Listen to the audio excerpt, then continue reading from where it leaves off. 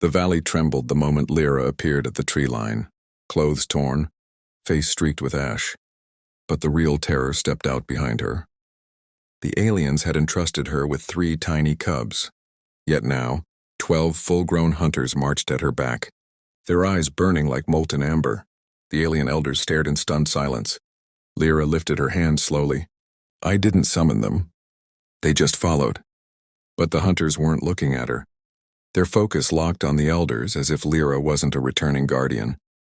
But a message, a threat. One elder finally spoke. "Human? Where are the cubs?" Lyra's breath hitched. Flames, screams, the cave collapse, the cubs crying in the dark. The promise she whispered as stone sealed them in. She opened her mouth to explain, but a distant roar cut through the valley. A cub's cry, alive. Everything exploded. The hunters instantly closed around her like a living shield, claws out, teeth bared. The elders raised their weapons. Power crackled in the air, wild and unpredictable.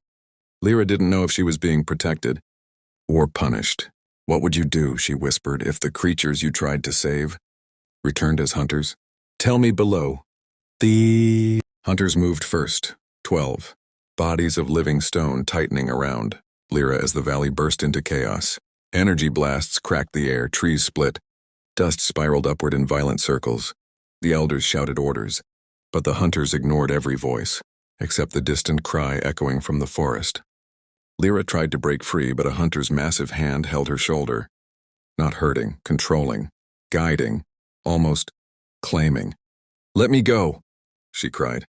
The hunter leaned down, its voice a low vibration. "If you walk alone, you die." Before she could respond, the ground shuddered. Something huge was coming, heavier than any hunter.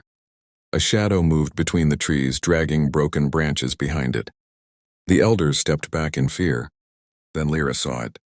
A creature twice the hunter's size, skin cracked with glowing red veins, eyes filled with pain.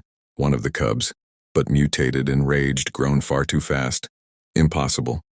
Her breath dropped. This can't be a cub." The creature roared, shaking the valley. The hunters around her didn't attack. They knelt. Not in fear, in respect. Lira felt cold. Had she saved the cubs? Or created something far worse? The mutated cub took one step into the valley, and the earth dipped as if the ground itself feared its weight. Lira felt its gaze lock onto her, not angry, not confused, but searching, recognizing her, the way it used to when it was small enough to fit in her arms.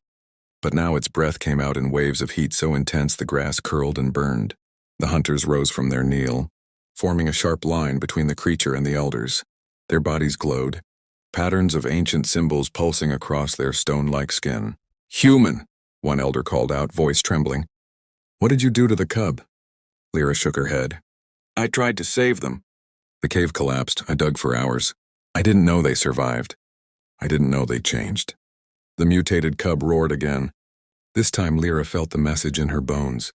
It wasn't angry. It was afraid. As if something else had chased it here. As if something worse was coming. The hunters sensed it too. Their posture tightened, their claws sharpened, eyes scanning the dark tree line behind the creature. Then the forest went silent completely, no wind, no insects, no breath. A second roar rose from deep within the woods, deeper, older, not from any cub or hunter. A sound that made even the mutated creature step back. The elders panicked. "Lira, if this is your doing, our world will fall." Lira felt her heart clawing against her ribs. "I didn't cause this. Someone set this up. Someone used the cubs. And they're coming." "What would you do?" she whispered. "If you realized the real enemy wasn't the monster you could see, but the one still hiding in the dark? Tell me below."